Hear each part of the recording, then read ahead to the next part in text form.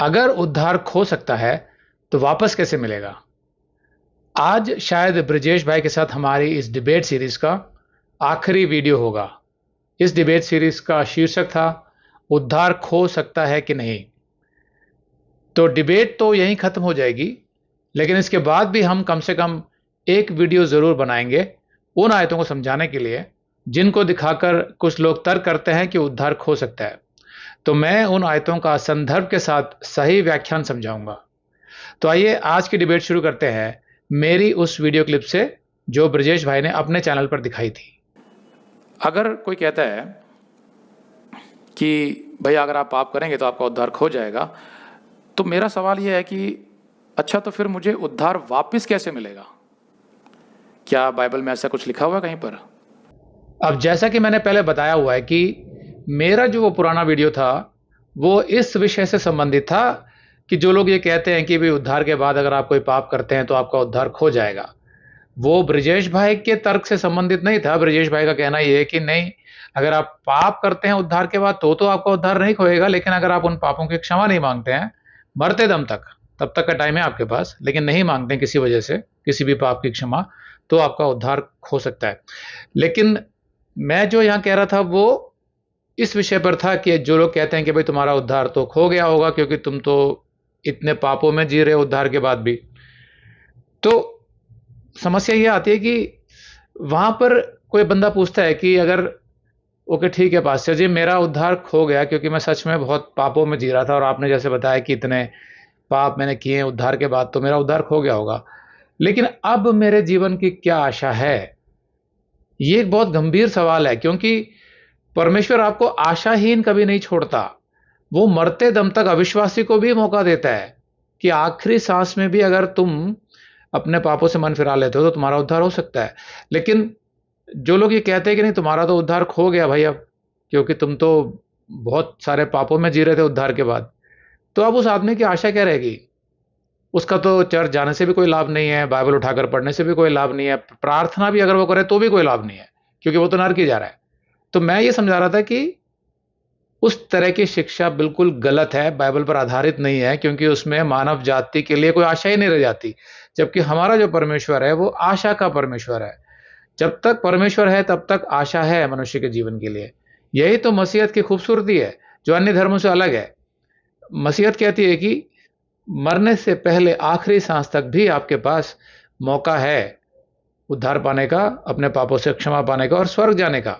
तो यही बात मैंने यहाँ पे समझाई थी, लेकिन ब्रजेश भाई ने जो तर्क दिया वो कुछ अलग है। तो ये बात तो मैं कह ही चुका कि उद्धार पाने के बाद में 1 या 2 या 5 कोई भी पाप हो जाने के कारण तुरंत उद्धार खो जाएगा, ऐसी कोई भी बात ना तो बाइबल में लिखी है, ना मैंने बोली है, ना कोई और इस बात का प्रचार करता होगा। मैं ऐसा विश्वास करता हूँ। यदि कोई ऐसा प्रचार करता है तो वो गलत है, क्योंकि परमेश्वर अनुग्रहकारी और उसने वो अनुग्रह के समय में हमें रखा हुआ है कि अंतिम सांस तक, जब तक हम जीवित हैं, हमारे पास में क्षमा मांगने का अवसर है। कोई भी पाप इतना बड़ा नहीं हो सकता जो परमेश्वर के अनुग्रह से, उसकी कृपा से बाहर चला जाए कि वो हमें क्षमा ना कर सके। यीशु का बलिदान हर घिनौने से घिनौने पाप के लिए भी काफ़ी है। लेकिन मन फिराव और पश्चाताप, प्रार्थना, पाप क्षमा मांगना ये ज़रूरी है। परमेश्वर के सामने नम्र बने रहना ज़रूरी है।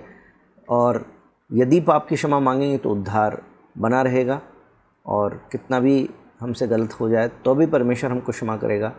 लेकिन यदि हम छोटे से छोटा पाप भी ऐसा हो जिसकी हम क्षमा मांगने के लिए तैयार नहीं हैं और फिर हम उसको उस पाप में जीवन बिताते रहें और परमेश्वर का तिरस्कार करते रहें, उस पाप की क्षमा नहीं है। तो सबसे पहले तो मैं ये स्पष्ट करना चाहता हूँ कि जो लोग ये सिखाते हैं कि उद्धार के बाद अगर आप पाप में जिएंगे तो आपका उद्धार खो जाएगा, वो कभी ये स्पष्ट नहीं कर पाते कि कितने पाप करने से उद्धार खो सकता है, या कौन कौन से पाप करने से उद्धार खो सकता है और कौन से पाप से उद्धार नहीं खोएगा। इन सब के विषय में वो कुछ भी स्पष्ट रूप से नहीं कह पाते हैं।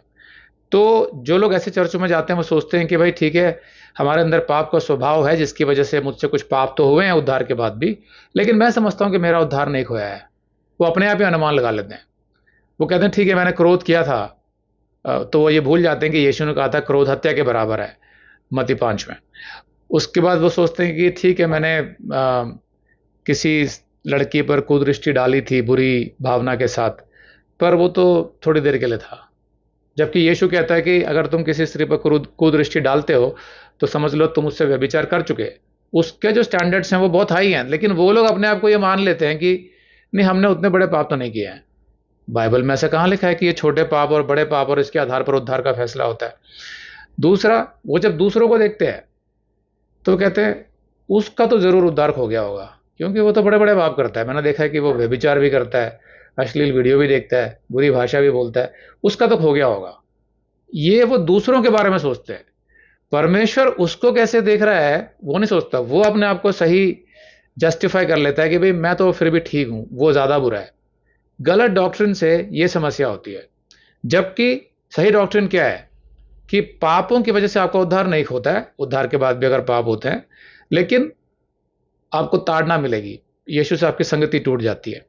और ब्रजेश भाई का जो कहना वो बिल्कुल ही अलग है। वो कहते हैं कि नहीं, पाप करने से एक या दो या तीन वो गिना भी क्यों रहे हैं। वो ये भी कह सकते हैं कि भाई जितने मर्जी पाप कर लो उससे उद्धार नहीं होएगा, ऐसा तो नहीं बोला उन्होंने यहाँ पर। दूसरा, वो ये सोचते हैं कि लोग ऐसा नहीं सिखाते हैं कि उद्धार के बाद अगर पाप हो जाएंगे तो उद्धार खो जाएगा। बहुत सारे चर्च सिखाते हैं। दूसरी बात, उनका जो तर्क है वो ये है कि नहीं, जितने मर्जी पाप कर लो आप, उससे उद्धार नहीं खोएगा, बस ये है कि आपको मरने से पहले क्षमा मांगनी है। तो इस तरह की डॉक्ट्रिन का भी क्या लाभ। तो वो मनुष्य फिर सोचेगा चलो ठीक है, देखते हैं, अभी अभी तो चलने दो पाप में। तो हाँ, इस डायरेक्शन में भी जा सकता है, वो कहने का मतलब ये है। तो ये सब सही डॉक्ट्रिन्स नहीं है। तो मेरा जो वीडियो था वो कुछ और था, लेकिन ब्रजेश भाई ने उसको उठाकर अपना तर्क या अपनी शिक्षा देने के लिए जिस तरीके से इस्तेमाल किया, उसमें कोई तालमेल नहीं बैठ रहा है। मैं हर बार कुछ दूसरी बात कह रहा हूं और ब्रजेश भाई उसको ले जाकर अपने डॉक्ट्रिन के साथ फिट करने की कोशिश कर रहे हैं। अगर आप कहते हैं कि आपको उद्धार पाने के बाद एक पवित्र जीवन जीना होगा अपने उद्धार को बनाए रखने के लिए, तो मेरा सवाल यह होगा कि कितना पवित्र, जिसको आप पवित्र कहते हैं, क्या उसका कोई मापदंड है? How good is good, how bad is bad, मतलब कितना अच्छा करूंगा तो माना जाएगा कि हाँ ये अच्छा है, या कितना बुरा करूंगा तो लोग कहेंगे कि ये अब बुरा हो गया, इससे पहले वाली बुराई बुराई नहीं थी। कैसे पता चलेगा इन बातों का?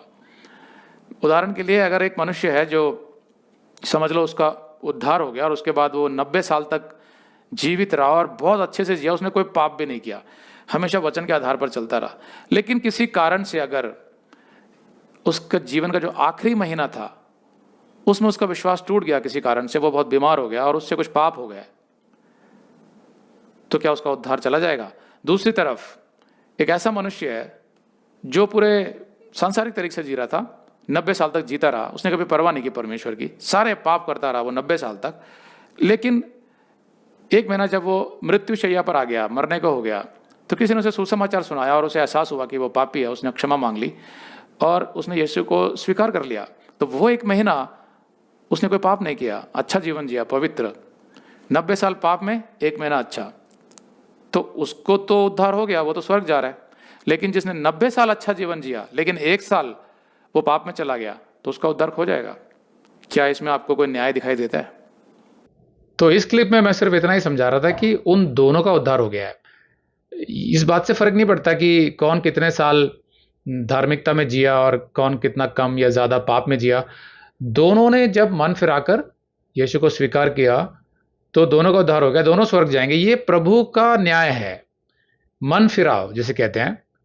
और दूसरा ये कि मैं अपने पिछले वीडियोस में बता चुका हूं कि जब एक मनुष्य उद्धार के बाद बहुत लंबे समय तक पापों में जीता है तो परमेश्वर उसे समझाने की कोशिश करता है, फिर उसकी ताड़ना करता है। उसके बावजूद भी अगर वो नहीं मानता तो उसके जीवन का अंत भी कर सकता है और उसे सीधा स्वर्ग ले जा सकता है। क्यों? क्योंकि वो पाप में जी रहा है, पाप में अपना भी नुकसान कर रहा है और दूसरे मसीह भाई बहनों का भी नुकसान कर रहा है। तो इस वजह से वो उसका अंत भी कर सकता है। उसकी आयतें भी मैंने दिखाई थी, लेकिन उद्धार नहीं खोता।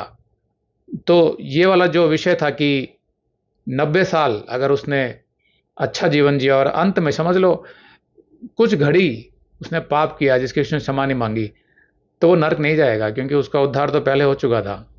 और उल्टा दूसरी तरफ अगर एक बंदा जो है 90 साल बुराई में जिया लेकिन आखिरी कुछ मिनटों में उसने क्षमा मांग के उद्धार पा लिया, तो उसका भी उद्धार हो जाता है अगर वो मन फिराता है। तो ये प्रभु का न्याय है। तो मैं तो यही कह रहा था कि परमेश्वर के दृष्टिकोण से सब कुछ बदल जाता है।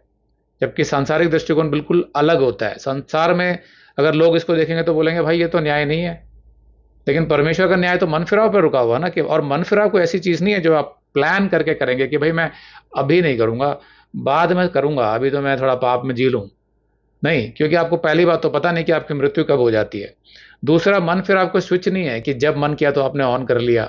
नहीं, विश्वास तो एक ऐसी चीज़ होती है कि जब अंदर आती है तो आप उसे रोक नहीं सकते हैं, क्योंकि उसमें सच्चाई होती है। वो कभी भी आ सकती है आपके जीवन में, या जब आप उस तरफ नहीं सोच रहे हैं, पाप में ही जी रहे हैं, तो वो नहीं आएगी। आप भले ही कितने स्विच ऑन ऑफ कर लीजिए, वो नहीं आने वाली है। वो होता है विश्वास। लेकिन यहाँ पर भी जो ब्रजेश भाई का तर्क है वो मुझे थोड़ा समझ नहीं आया। मत्ती 20 के अंदर प्रभु यीशु मसीह ने एक दृष्टांत बताया था, जिसमें एक मज़दूर जिसको सुबह से हायर किया गया उसको भी उतना ही पैसा मिला, जिसको आखिरी 1 घंटे में हायर किया गया और उसको भी उतना ही पैसा मिला। संसार की दृष्टि से देखा जाए तो ये अन्याय है और ये बराबरी का सौदा नहीं है। लेकिन यीशु मसीह की दृष्टि जो है वो इस बात पर रहती है कि कौन व्यक्ति पश्चाताप करके, मन फिराव करके और उसको मुक्तिदाता के रूप में ग्रहण करता है, तो वो चाहे 20 साल की उम्र में करे या 90 साल की उम्र में करे। इस बात से प्रभु यीशु मसीह उनके बीच में कोई पार्शियलिटी नहीं करते। जो जिस उम्र में प्रभु यीशु मसीह पर विश्वास करेगा उसी घड़ी से परमेश्वर उसको उद्धार देंगे। तो मैंने तो यही समझाया था कि दोनों का उद्धार हो जाता है, क्योंकि परमेश्वर दूसरे नज़र से देखता है, वो मन फिराव देखता है। तो यहाँ पर जो मत्ती 20 का जो दृष्टांत जिसके बारे में ब्रजेश भाई ने कहा कि वो जितने भी मजदूर गए थे उन सबको जब बराबर मजदूरी मिली, तो संसार के दृष्टिकोण से वो न्याय नहीं था। लेकिन मैं आपको बताना चाहता हूँ कि संसार के दृष्टिकोण से मतलब किसी भी अदालत में वो न्याय ही था, क्योंकि जो मालिक था उसने सबसे पहले सबके साथ कॉन्ट्रैक्ट किया था कि भाई मैं तुम्हें इतने पैसे दूंगा। और किसी भी अदालत में जब जाएंगे तो कोई भी मजदूर ये प्रूव नहीं कर सकता कि मेरे साथ अन्याय हुआ है। संसार के दृष्टिकोण से तो उसमें कोई अन्याय नहीं था, क्योंकि उसने बोल दिया था कि भाई तुम्हें इतना ही पैसा मिलेगा और तुम्हें इतना काम करना है। तो जिसके साथ जो कॉन्ट्रैक्ट किया उतना पैसा उसने दिया, तो कहीं से भी कोई अन्याय नहीं था संसार के दृष्टिकोण से। लेकिन एक दुष्ट आदमी, एक स्वार्थी, एक लोभी आदमी जब देखता है उसको वो अन्याय लगता है। जैसा कि वो मजदूर कह रहा था कि भाई हमने सबसे ज़्यादा काम किया, तो उसको क्या बोला मालिक ने, भाई तुमको जितना बोला था उतना दिया ना तुमको, अब तुम्हारे अंदर दुष्टता है, स्वार्थ है, लोभ है, इसलिए तुमको वो अन्याय लग रहा है, लेकिन मैंने तो न्याय किया है। तो वो जो दृष्टांत था वो बिल्कुल अलग बात सिखाता है। वो यहाँ पर इस तर्क में फिट नहीं बैठता। वो यहाँ पर तो ये है कि संसार इस नज़र से देखता है कि भाई एक आदमी जिसने 90 साल अच्छी ज़िंदगी गुजारी और सिर्फ कुछ घड़ी कुछ पाप की जिसकी क्षमा नहीं मांगी, तो वो नरक जा रहा है। और दूसरा मनुष्य जिसने 90 साल बुरा जीवन गुजारा और अंतिम क्षण में उसने क्षमा मांग ली, तो वो स्वर्ग जा रहा है। तो संसार की नज़र में वो अन्याय है। लेकिन परमेश्वर कह रहा है कि मैं तो मन फिराव देख रहा हूँ। उसने 90 साल बाद मन फिराव किया, तुमने 90 साल पहले मन फिराव किया, लेकिन मन फिराव करने के बाद तो तुम्हारा सब कुछ बदल गया। तुमने अपना जीवन मुझे दे दिया, और उस आदमी ने भी अपना जीवन दिया, लेकिन अंत में दिया। तो हुआ क्या कि तुमने वो 90 साल जो मेरे साथ गुजारे उसमें तुम्हारे जीवन में बहुत शांति थी, बहुत आनंद था, और तुमने मेरे लिए बहुत से काम किए जिसके प्रतिफल तुम्हें मिलेंगे। लेकिन इस मनुष्य ने वो 90 साल बड़े कष्ट में गुजारे हैं, क्योंकि कोई भी मनुष्य पाप में आनंदित होकर नहीं जी सकता है। अगर ऐसा होता तो कोई भी यीशु के पास जाएगा ही नहीं उद्धार के लिए, पापों की क्षमा मांगने के लिए। पाप हमेशा नुकसान ही करता है। उस मनुष्य के अंदर हमेशा अशांति रहती है, बहुत सी हानि उठाता है वो अपने जीवन में अपने पापों की वजह से। तो उसका जो 90 साल का जीवन था वो कोई बहुत अच्छा नहीं था। उसने दुख उठाया, अंत में उसको समझ में आ गई बात, तो उसने क्षमा मांग ली। तो अब जाहिर सी बात है कि उसने मेरे राज्य के लिए कुछ काम नहीं किया, तो प्रतिफल में अंतर होगा स्वर्ग में, वो फर्क हमेशा रहेगा, पर उद्धार दोनों का हो गया। ये परमेश्वर के दृष्टिकोण से न्याय है, लेकिन संसार उसको स्वीकार नहीं करता। मैं ये समझा रहा था। तो मत्ती 20 का जो उदाहरण यहाँ पे दिया वो फिट बैठता नहीं है इसमें। हाँ, लेकिन ये बात सच है कि कोई 90 साल की उम्र में करेगा और आखिरी महीने के अंदर ही अगर वो अपना विश्वास का जीवन बिताता है और उसमें कोई पाप नहीं करता, तो उसके लिए वो जीवन आसान जीवन दिखता है, क्योंकि ज़िंदगी भर तो पाप किया, अंतिम समय में मन फिराया। परंतु ये यीशु का तरीका है, इसके ऊपर हम क्वेश्चन नहीं कर सकते। लेकिन हाँ, दूसरा व्यक्ति जो इसने 20 साल की उम्र में विश्वास कर लिया था, अब वो 90 साल की उम्र तक जीवन जिएगा, तो उसके ऊपर क्या जिम्मेदारी बड़ी नहीं बन गई है? तो जिम्मेदारी तो बड़ी बन गई है। जैसे उस मज़दूर की जिम्मेदारी बड़ी बन गई, उसको पूरे दिन मजदूरी करनी पड़ी। वो जब कंपेयर करता उससे जिसने लास्ट के सिर्फ एक ही घंटे मजदूरी करी और दोनों का प्रतिफल बराबर है, तो अन्याय सा लगता है। लेकिन प्रभु यीशु मसीह का तरीका यही है। प्रभु यीशु मसीह ने वो दृष्टांत इसीलिए बताया था कि हम इस बात के बारे में क्वेश्चन नहीं कर सकते कि कौन कौन से समय में विश्वास करेगा, तो उसका यदि प्रतिफल बराबर है तो क्यों है।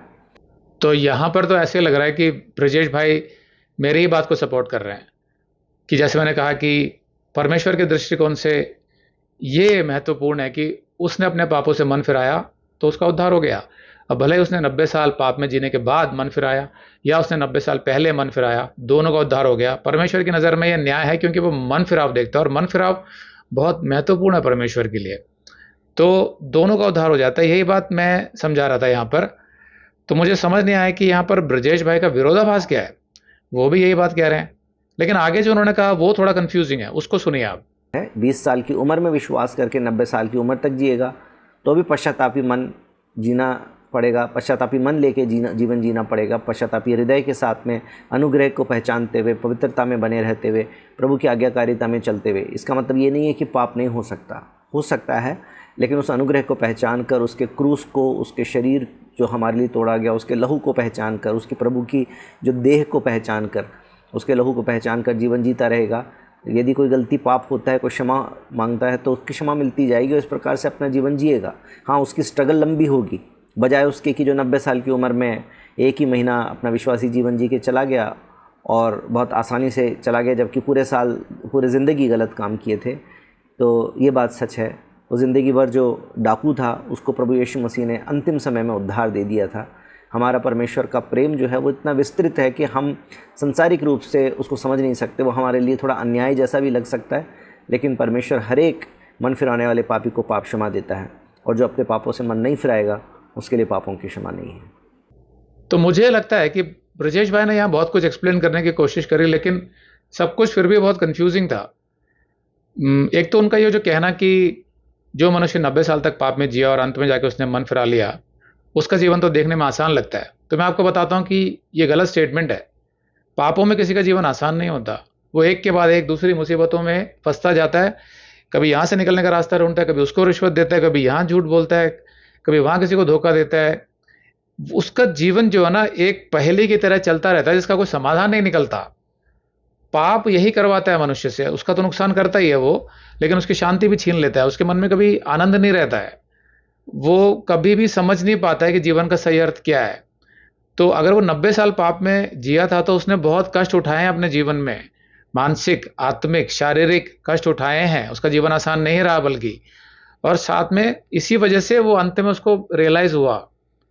अगर वो जीवन बहुत अच्छा होता, आनंदमय होता, तो उसको अंत में भी कोई ऐसा रियलाइजेशन नहीं होता, एहसास नहीं होता कि भाई मुझे मन फिराना चाहिए। तो वो सबूत है इस बात का कि उसने जो जीवन जिया था उसमें तकलीफें थी, वो गलत था, इसलिए उसने मन फिराया।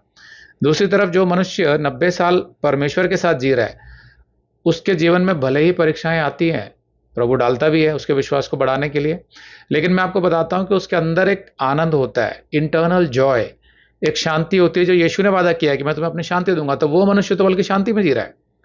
परीक्षाएं इसलिए थोड़ी दी जाती है कि हमारा जीवन दुखदायी हो जाए, हम दुख से विलाप करने लगे। नहीं, परीक्षा तो एक तरीके से ट्रेनिंग होती है एक मसीह की, जो आवश्यक होती है कि उसका जो निर्भरता है, उसका जो विश्वास है यीशु पर, वो बढ़ता जाए।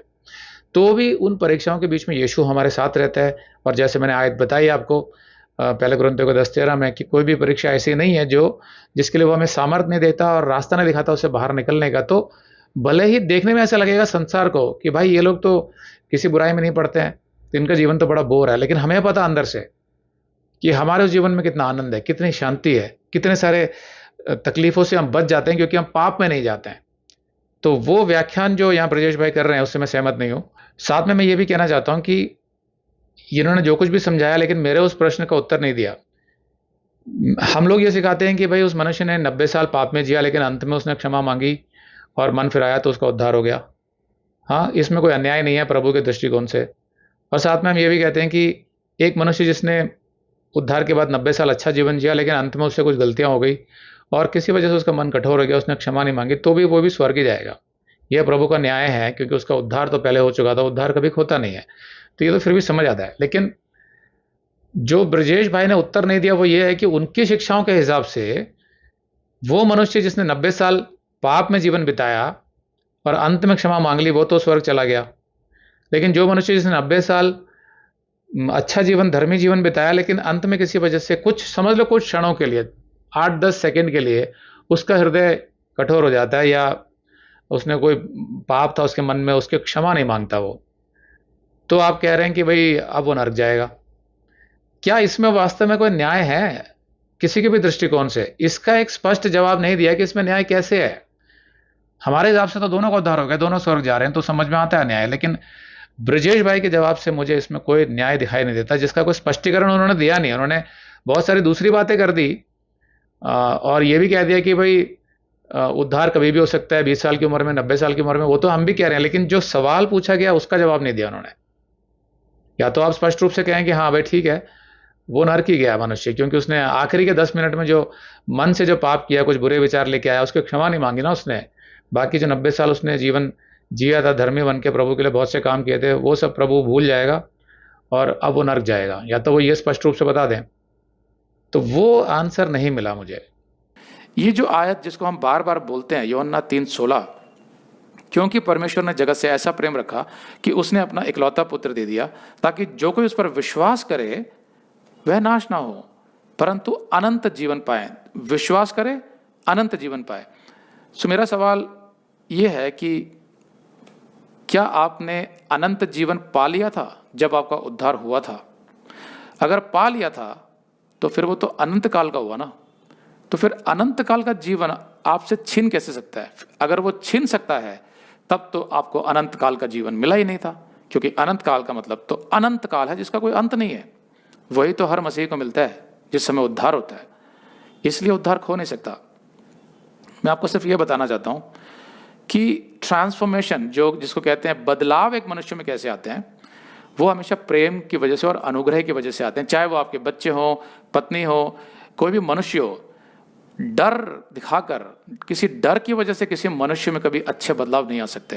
वो बाहर से दिखावा कर सकता है अच्छा होने का, लेकिन अंदर से नहीं बदलेगा। वो अंदर से वो तभी बदलेगा जब उसको अनुग्रह और प्रेम मिलता रहेगा। मैं ये नहीं कह रहा कि वो पाप में जिएगा तो बदल जाएगा, नहीं, लेकिन अगर उसे रियलाइज हो जाता है कि मुझे परमेश्वर मुझसे प्रेम करता है और मुझे अनुग्रह देता है, मेरी गलती पर वो मुझे ताड़ना तो देता है, मुझे सिखाता है, लेकिन वो मुझे अनुग्रह भी देता है और मेरे पाप को क्षमा करता है, तब मुझ में हिम्मत आएगी कि नहीं, परमेश्वर अच्छा है, प्रेम करने वाला है, उसके रास्ते पर चलने से ही मुझे लाभ होता है। ऐसे में बदलता जाऊंगा। तो जो ट्रांसफॉर्मेशन, जो बदलाव होता है मनुष्य के अंदर, वो हमेशा अनुग्रह और प्रेम से आता है, कभी डर की वजह से नहीं आ सकता। हमेशा याद रखिए कि परमेश्वर हर वो मौका ढूंढ रहा है कि वो एक एक मनुष्य का उद्धार कर सके, ना कि उसे दंड आज्ञा दे। इसमें कोई दो राय नहीं है कि डर के आधार पर किसी को परमेश्वर के पीछे चलने के लिए बाध्य नहीं किया जा सकता। हर एक विश्वासी को परमेश्वर का प्रेम और परमेश्वर के अनुग्रह को पहचान कर ही उसके पीछे चलना चाहिए। परंतु साथ ही साथ इस बात को भी याद रखने की ज़रूरत है कि हमें इमोशनल अपील करने की ज़रूरत नहीं है कि परमेश्वर ने अनंत जीवन दे दिया था तो फिर वो अनंत नहीं रहेगा। परमेश्वर जो अनंत जीवन दे सकता है वो अनंत जीवन को छीन भी सकता है। परमेश्वर इस बात के लिए बाध्य नहीं है कि जो चीज़ उसने एक बार दे दी है तो जिन शर्तों के साथ में दी है, उन शर्तों के पालन नहीं होने पर भी परमेश्वर उन चीज़ों को देने के लिए बाध्य हो, ऐसा नहीं है। क्या जब हम यूहन्ना 3:16 के आधार पर कहते हैं कि उद्धार खो नहीं सकता, तो क्या ये वचन के आधार पर कहना हुआ कि भावनाओं के आधार पर? भाई हम तो वचन के आधार पर कहते हैं। मैं तो समझता हूं कि जो लोग ये कहते हैं कि परमेश्वर चाहे तो हमारा अनंत काल का जीवन हमसे छीन सकता है, वे लोग अपनी भावनाओं के आधार पर कहते हैं, वे वचन के आधार पर नहीं कहते, क्योंकि ऐसी तो कोई आयत है नहीं बाइबल में कि परमेश्वर हमारे अनंत काल को छीन लेगा। ऐसी कोई आयत नहीं है बाइबल में।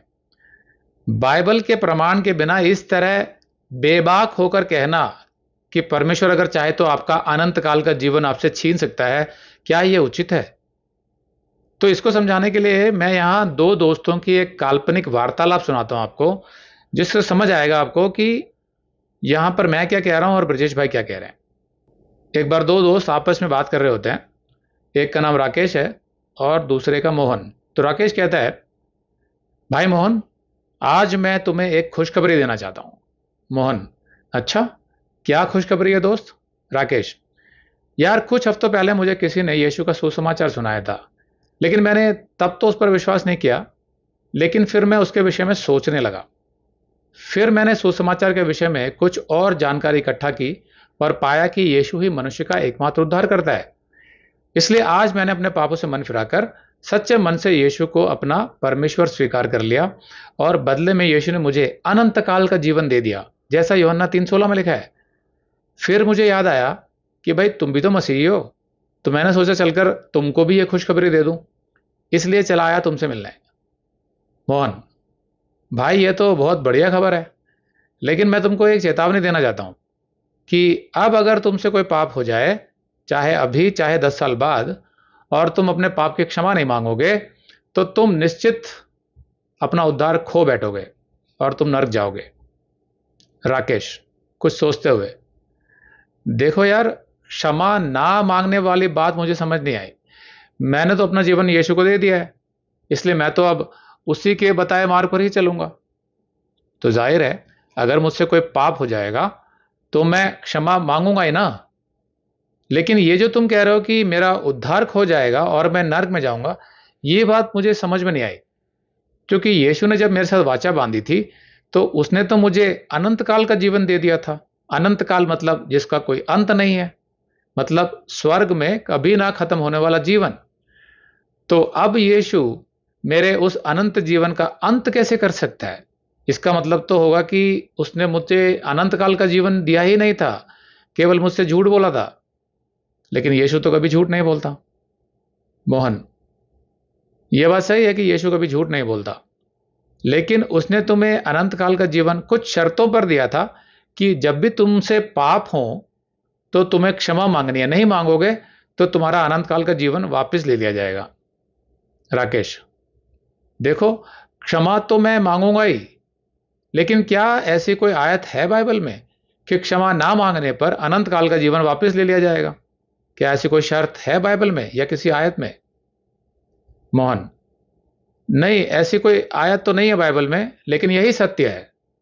राकेश, लेकिन यीशु ने तो कहा था कि जो मुझ पर विश्वास करता है अनंत जीवन उसका है, और उस पर दंड की आज्ञा नहीं होती, परंतु वह मृत्यु से पार होकर जीवन में प्रवेश कर चुका है।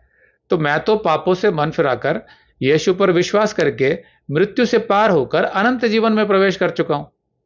मोहन, उससे कुछ नहीं होता। राकेश, लेकिन यीशु तो मुझे सदा के लिए धर्मी ठहरा चुका है अपने पिता के सामने, जैसा रोमियो के 3:24 में लिखा है। धर्मी मतलब दोष मुक्त। मोहन, उससे कुछ नहीं होता। राकेश, लेकिन मुझ पर तो परमेश्वर ने अपने आत्मा से छाप लगा दी है, seal of the Holi spirit, जैसा इफिसियों के 1:13 में लिखा है। मोहन, उससे कुछ नहीं होता। राकेश, लेकिन परमेश्वर ने तो मुझे गोद ले लिया है, जैसा गलातियों के 4:5 में लिखा है। मोहन, उससे कुछ नहीं होता। राकेश, लेकिन परमेश्वर तो मुझे अपनी संतान बना चुका है, जैसा यूहन्ना 1:12 में लिखा है। मोहन, उससे कुछ नहीं होता। राकेश, कुछ कैसे नहीं होता? क्या परमेश्वर अपनी संतान को त्याग देगा? मोहन, हाँ, अगर तुम मरते दम तक अपने पापों की क्षमा नहीं मांगोगे तो वो तुम्हें अपनी संतान बनाकर नहीं रखेगा, तुम्हें त्याग देगा। राकेश, क्या ऐसा कहीं लिखा है बाइबल में?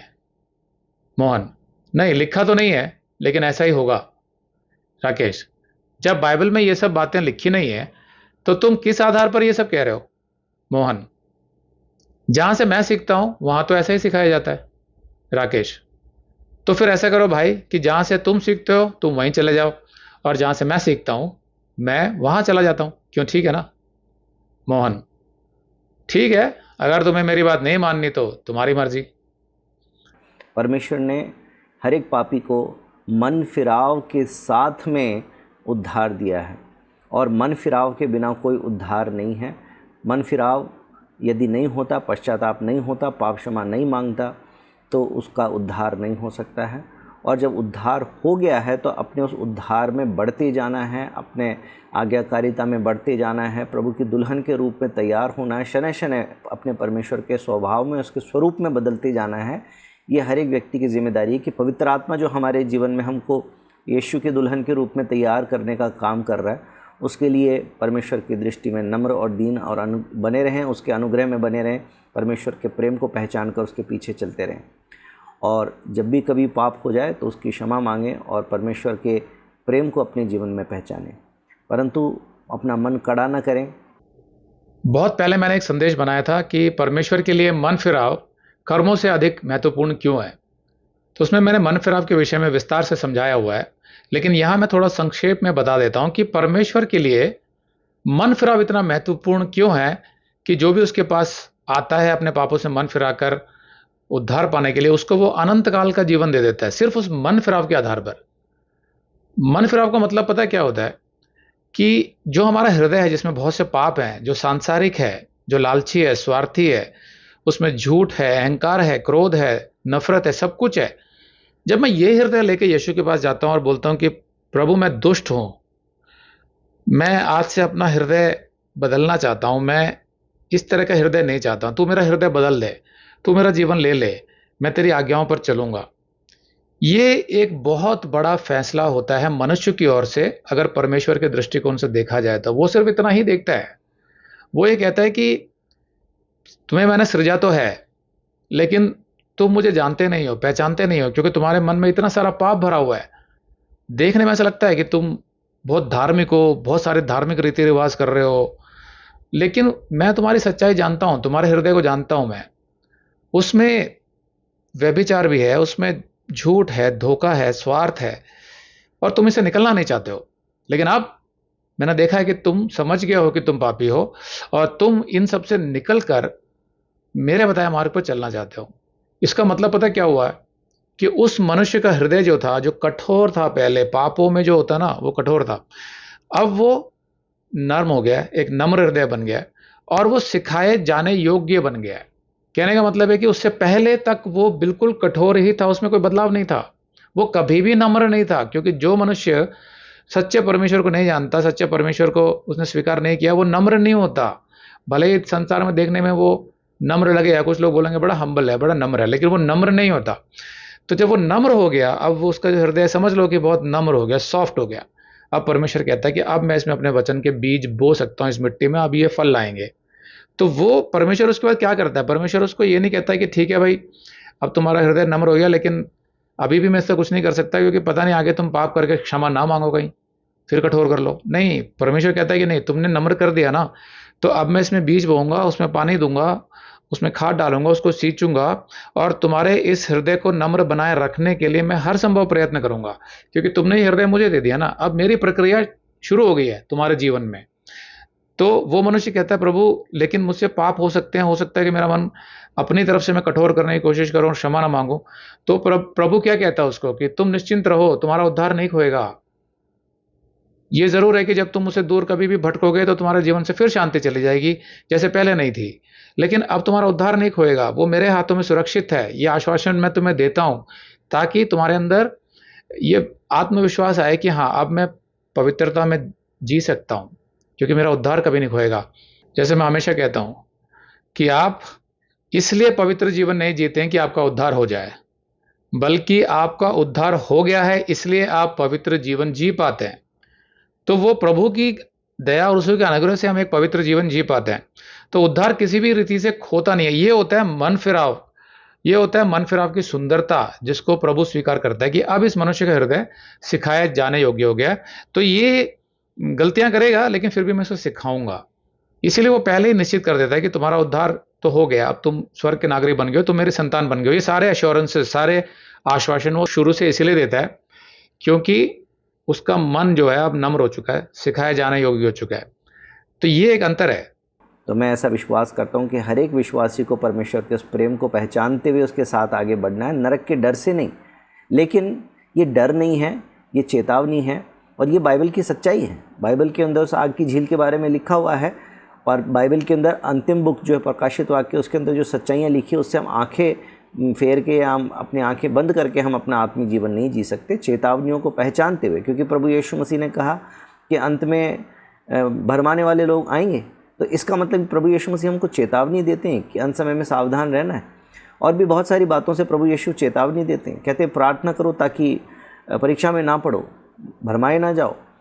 जो भी सच्चा विश्वासी होगा उसने कई बार अपने जीवन में ये महसूस किया होगा कि कई बार उसका मन कठोर हो जाता है, लेकिन उद्धार हो जाने की वजह से पवित्र आत्मा उसके अंदर है जो उसके कठोर मन को धीरे धीरे वापस नम्र बना देता है। हम सब ने ये अनुभव किया हुआ है, तभी तो हम उस मसीही जीवन का आनंद उठा पाते हैं।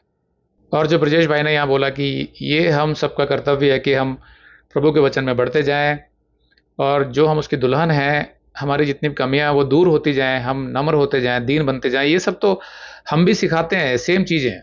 हम कभी भी ये नहीं सिखाते हैं कि भाई आपका उद्धार हो गया है, अब आप जैसे मर्जी जियो, निश्चिंत रहो, तुम्हारा उद्धार तो खोएगा नहीं। कोई भी ऐसे नहीं सिखाता है। तो मैं ऐसा विश्वास करता हूँ कि हर एक विश्वासी को परमेश्वर के उस प्रेम को पहचानते हुए उसके साथ आगे बढ़ना है, नरक के डर से नहीं।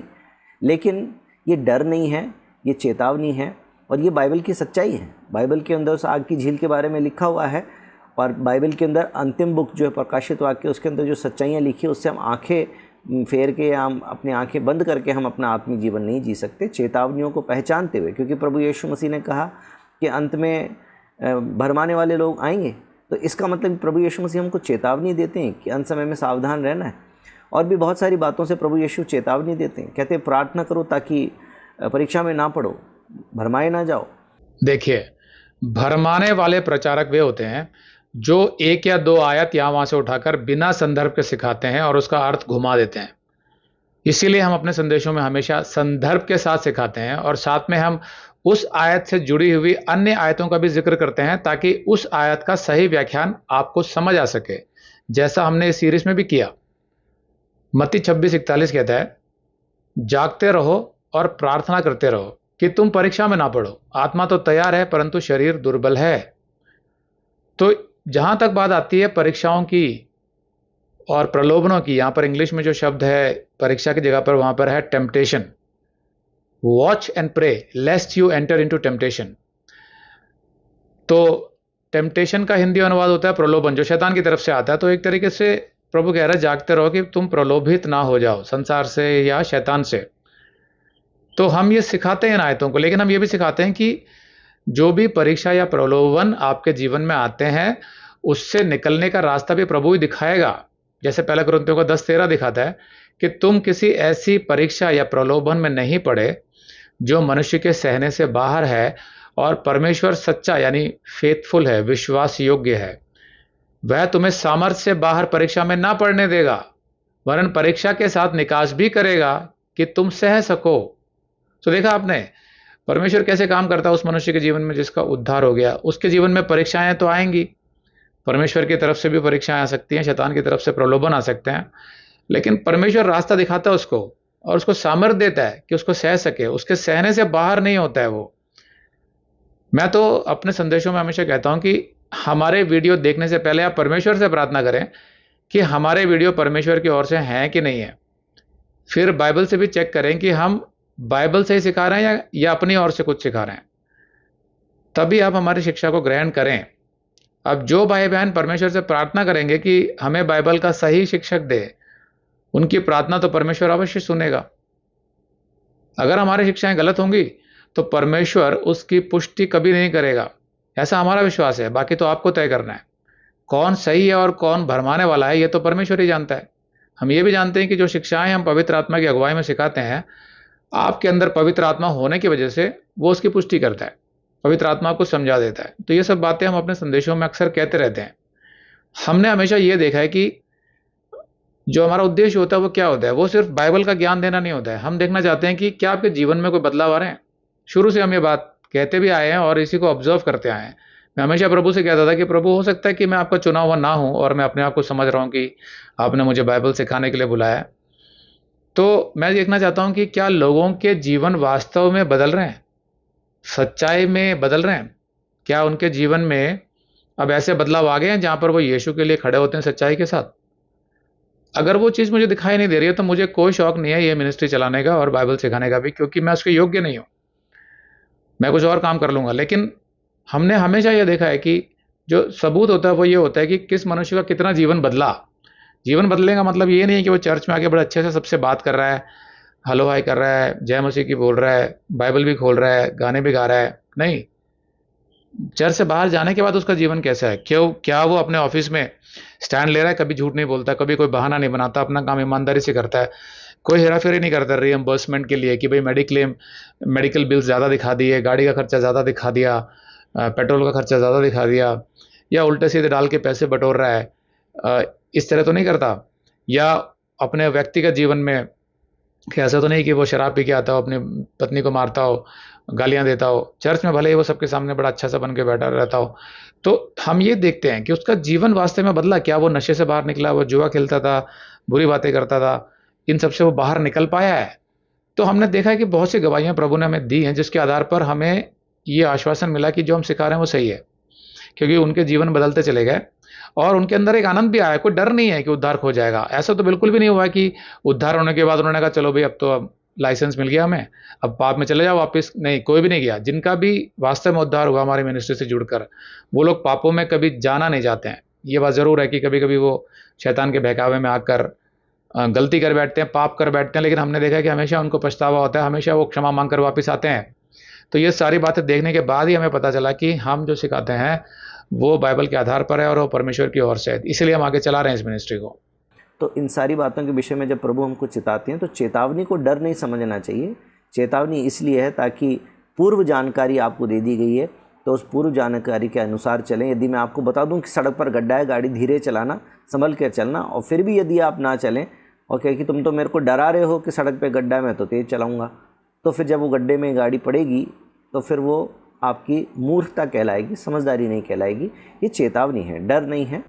तो यहाँ पर जो अंतर है वो ये है कि हम जो सिखाते हैं उसमें चेतावनी देते हैं, लेकिन चेतावनी इस बात की नहीं देते हम कि भाई तुमसे ये गलती हुई या तुमने पापों की क्षमा नहीं मांगी तो तुम्हारा उद्धार खो जाएगा, ये चेतावनी नहीं देते हम बकायदा चेतावनी देते हैं कि सड़क में गड्ढा है, मतलब ये कि शैतान खड़ा है, पहला पतरस 5:8, कि शैतान जो है वो फाड़ खाने वाले सिंह की तरह मुंह खोले खड़ा है, बच के रहो। ये बहुत से संदेशों में हमने बताया है कि वापस पाप में चले जाओगे गलती से तो बहुत हानि उठाओगे जैसे पहले उठाते थे। तो ऐसी समय समय पर हम बहुत सी चेतावनियां अपने संदेशों में डालते हैं कि परमेश्वर के वचन से भटकने से क्या क्या नुकसान होते हैं मसीह के जीवन में, चेतावनी वहां पे दी जाती है। फिर आप बाइबल पर आधारित होने के बजाय अपनी भावनाओं में जब चले जाओगे तो गलत शिक्षकों के पास चले जाओगे, जो बाइबल के संदर्भ नहीं देते हैं, बाइबल के रेफरेंसेस नहीं देते हैं, तो गलत शिक्षाओं में चले जाओगे। फिर आपका जीवन जो सीधे रास्ते पर चल रहा था, जहां यीशु के लिए आप स्टैंड लेते थे, वो सब खत्म हो जाएगा। धीरे धीरे आप वापस पापों में चले जाओगे, बैकस्लाइड कर जाओगे। ये सब चेतावनी हम अक्सर देते रहते हैं, लेकिन हम कभी ये नहीं कहते कि भाई तुम्हारा उद्धार खो जाएगा। वो डर कभी नहीं डालते हम उसके मन में, क्योंकि वो डर बाइबल में भी नहीं है। मेरा सारा डर खत्म हो गया कि यीशु ने क्रॉस पर जो बलिदान दिया उससे मुझे उद्धार मिल गया है, अब मैं प्रभु की संतान बन गया हूं। ये जो एक आश्वासन मुझे मिला, उसके आधार पर अब मैं सांस ले सकता हूं और मुझे पता है कि मेरा अनंत काल का एक जीवन है। मेरी मृत्यु यहाँ तो हो ही जाएगी, भले ही मैं सुसमाचार सुना रहा हूँ, कहीं पर जाकर सताव हो सकता है, कभी मारा जा सकता हूँ, कुछ भी हो सकता है, लेकिन मुझे पता है मेरा जीवन यहाँ खत्म हो जाएगा, तो भी मैं अनंत काल का जीवन प्राप्त करूंगा। वो निश्चित हो चुका है, मुझे कोई डर नहीं है। इसी की वजह से तो मैं यीशु का काम पूरे तन्मय से कर सकता हूँ, ईमानदारी से कर सकता हूँ, बिना डर के कर सकता हूँ, क्योंकि मुझे अपने आगे का पता है कि मैं कहाँ जा रहा हूँ। लेकिन अगर मुझे यह डर लगा रहेगा कि किसी भी कारण से मेरा उद्धार खो सकता है, तो मैं बड़े आधे अधूरे मन से ही प्रभु का काम करूंगा, कभी भी कॉन्फिडेंस के साथ करूंगा नहीं, किसी को कॉन्फिडेंस के साथ बताऊंगा भी नहीं। फिर तो मुझे सुसमाचार शेयर करते टाइम भी ये डर लगा रहेगा कि भाई ये उस मनुष्य के लिए सुसमाचार है कि भी नहीं, क्योंकि अभी तो मैं उसे बता रहा हूं कि तुम्हारे को उद्धार मिल जाएगा, लेकिन उद्धार उसका खो भी तो सकता है। तो मैं उसे कैसे बताऊं कि भाई ये वास्तव में सुसमाचार है तुम्हारे लिए। मुझे भी लगता रहेगा कि पता नहीं है सुसमाचार उसके लिए सुसमाचार साबित होगा कि नहीं। इस तरह के कई डर मेरे ही मन में आ जाएंगे, मैं कॉन्फिडेंटली कभी ये काम नहीं कर पाऊंगा। लेकिन मैं तो प्रभु का धन्यवाद करता हूं कि उसने मुझे सही शिक्षा दिया, मुझे सही टीचिंग्स दी, मेरे सारे डर निकाल दिए, मेरे सारे गलत शिक्षाएं जो थी उनका मुझे ज्ञान करा दिया। तो मैं लोगों को जो बताता हूं उसकी वजह से उनके जीवन में बदलाव आते हैं और वो भी निडर होकर यीशु का प्रचार करते हैं। हम जो चेतावनी देते हैं वो इस तरह की देते हैं कि भाई देखो, प्रभु अगर तुम गलत रास्ते पे जाओगे तो तुम्हारी ताड़ना करेगा, इब्रानियों का 12:6, क्योंकि प्रभु जिससे प्रेम करता है उसकी ताड़ना भी करता है और जिसे पुत्र बना लेता है उसे कोड़े भी लगाता है। तो हम कहते हैं कि देखो, एक बच्चा जो आज्ञा नहीं मान रहा है तो कभी ना कभी उसकी पिटाई होनी है, तो आप क्यों उस पिटाई का इंतजार कर रहे हो? आप अपना जीवन शांति से जीते रहो, प्रभु का कार्य करते रहो, उसकी आज्ञाओं पर चलते रहो, सब कुछ अच्छे से जाएगा। ये चेतावनी हम लोग भी देते हैं और कहते हैं कि इसको हल्के में मत लो, कि प्रभु की ताड़ना को हल्के में मत लो, जैसे बाइबल सिखाती है। वो ताड़ना आपसे सहन भी नहीं हो पाएगी, कई बार बहुत भारी लगेगी, क्यों उसमें पड़ना चाहते हो आप? तो ये हम सिखाते हैं। फिर चेतावनी, जैसे मत्ती 16:6 में यीशु ने बताया कि देखो फरीसियों और सदूकियों के खमीर से चौकस रहना। तो गलत शिक्षाओं के बारे में हम चेतावनी देते हैं। ये सब हमारी चेतावनियां होती है, लेकिन ये चेतावनी नहीं होती कि तुम्हारा उद्धार खो जाएगा। और हम लोग बहुत गंभीरता से सारी चेतावनियां देते हैं। अब मैं एक सवाल पूछना चाहता हूं कि जो लोग ब्रजेश भाई के डॉक्ट्रिन में चलते हैं कि भाई कहीं ऐसा हो गया कि मैंने अंतिम क्षणों में क्षमा नहीं मांगी तो मेरा उद्धार खो सकता है, और ये डर बैठा होता है, तो आज आपका स्टेटस क्या है? मतलब क्या आपका उद्धार हो गया है? पहली बात तो आप ये बताइए कि क्या आपको अनंत काल का जीवन मिल गया है? क्योंकि अगर आप बोलेंगे हाँ मिल गया है, तो मैं बोलूंगा कैसे कह सकते हो आप कॉन्फिडेंटली? हो सकता है कि आपसे फिर कोई गलती हो जाए, फिर चला जाएगा वो, तो ये कंफर्म तो नहीं ना हुआ। तो आप कैसे कह सकते हो कि आपका उद्धार हो गया? क्योंकि वो उद्धार तो खो भी सकता है। तो ये मत बोलिए कि उद्धार हो गया, क्योंकि कोई भी मनुष्य जो आपसे ये पूछेगा कि भाई मैं तो सही जी रहा हूं, लेकिन कहीं ऐसा हो गया कि अंतिम क्षणों में या अंतिम कुछ मिनटों में मेरे से कोई मन में पाप हो जाए जिसकी वजह से मेरा मन भी कठोर हो और मैं क्षमा नहीं मांग रहा हूं उसकी, तो भी क्या मैं नरक चला जाऊंगा?